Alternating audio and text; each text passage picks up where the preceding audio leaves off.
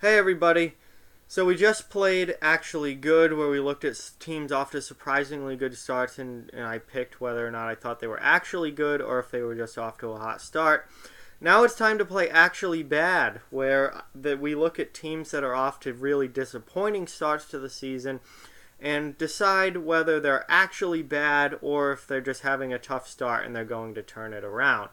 So I have 5 teams here that are off to pretty bad starts, and we're going to decide if they're actually bad and in for a very long and disappointing season, or if this is just a rough patch and they'll get it together and turn things around.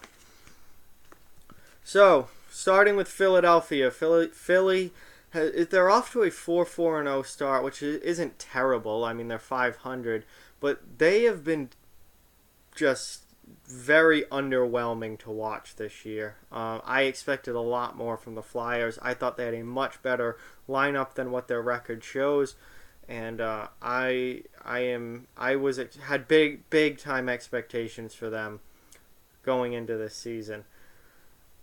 They haven't lived up to them yet, but they're only 500. They did get a big win yesterday over New Jersey.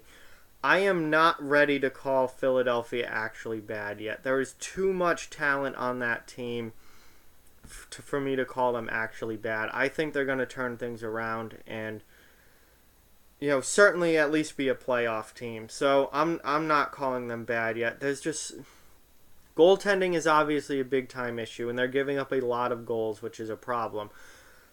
But there's so much talent throughout that lineup. Claude Giroux, Jake Voracek, Wayne Simmons. Then you've got younger kids like Nolan Patrick, Travis Konechny. Sean Couturier is becoming a star in the league. I know I'm missing guys up front, too, that I didn't even mention that I can't think of off the top of my head. But there's so much talent there. On the back end, Provorov and Gostisbehere. So much talent there. The young guys like Sanheim and Hag and... how can this team not be good? They have a great lineup. How can they not be good? So I think Philly's just off to a rough start, and they're gonna get it together. Florida, another team that I picked to make the playoffs. They've only won one game in their first 6. Not the best start for them. 1, 2, and 3. Now they're obviously racking up overtime losses already, but 1, 2, and 3 is not the way I expected Florida to start the season. Now, Florida was, largely projected to be a playoff team by a lot of people, given that they just missed out last year. But if you remember last year, they started the season really, really bad, and then they had a great second half of the season, which almost propelled them to a playoff spot. I don't think they're going to be bad for the entire first half of the season this year, so I'm not ready to call them actually bad because it's only been a month. It's not even been a month. It's only been like 3 weeks. It's not if their record is still poor in like December, January, then it's really time to worry. Because that's what they did last year. They had a very bad first entire half of the season and then a very good second half. They can't rely on doing that again. But if they, just have a bad October, that's not going to sink their entire season. So I'm not ready to call Florida actually bad yet. I think that they're going to end up a playoff team and they're going to start to put some wins together.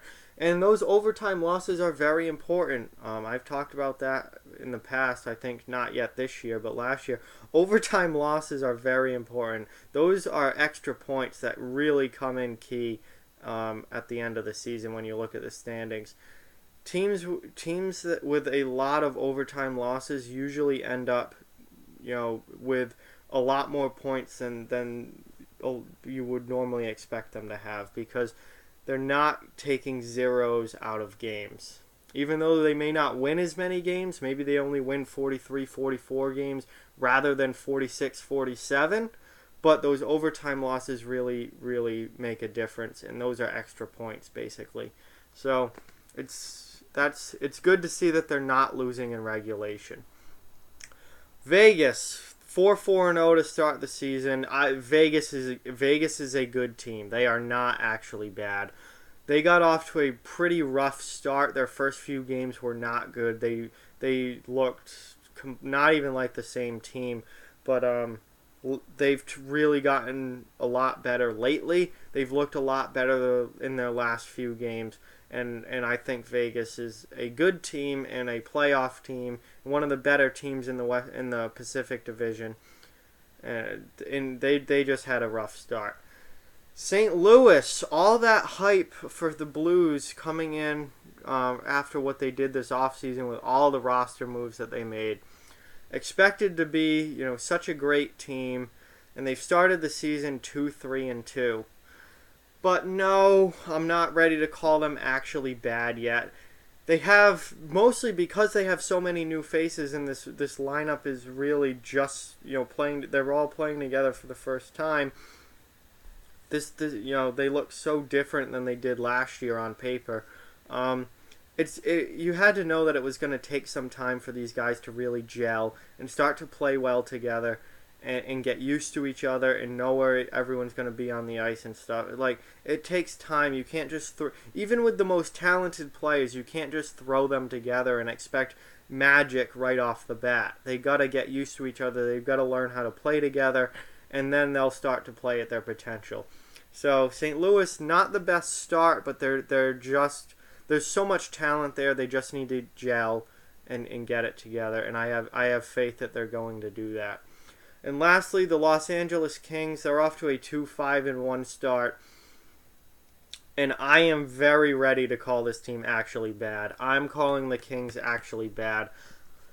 They were a team that I thought could be a very good team this year, or could be a huge disappointment this year. And from what I've seen so far, I'm leaning heavily towards huge disappointment this year.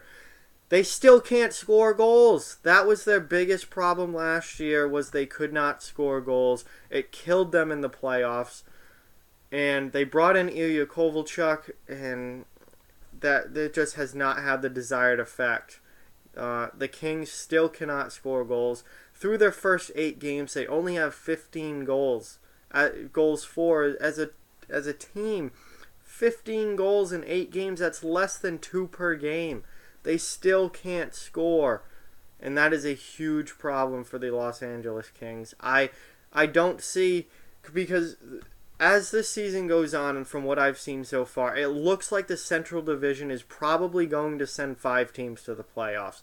They're the best division in hockey, and it's not close, as far as from top to bottom goes, with how good their entire division is. So they're probably sending 5 teams to the playoffs, which means the Pacific only sends 3. You've got to think San Jose and Vegas are going, because they're pretty good teams, and they should be going. That only leaves 1 spot for LA, Calgary, Anaheim, Edmonton, all to fight over. And then I'm not going to include Vancouver and Arizona, because they're probably not going to the playoffs. But that's 4 teams to fight for 1 spot. LA doesn't look like a team that's going to beat out Calgary. LA doesn't look like a team that's going to beat out Anaheim. Maybe Edmonton, probably not. Not with the way that they've played so far.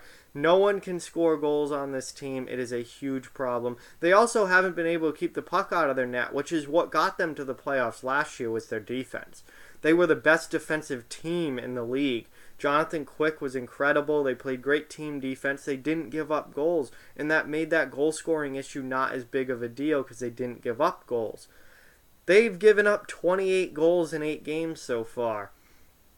Now, Jonathan Quick's missed time because of injury, and he spent a good portion of this season on IR when Jack Campbell was playing. Quick's come back for a couple of games now and gotten absolutely shelled in both of them. I am very ready to call the Kings actually bad. I think it's going to be a long year in LA.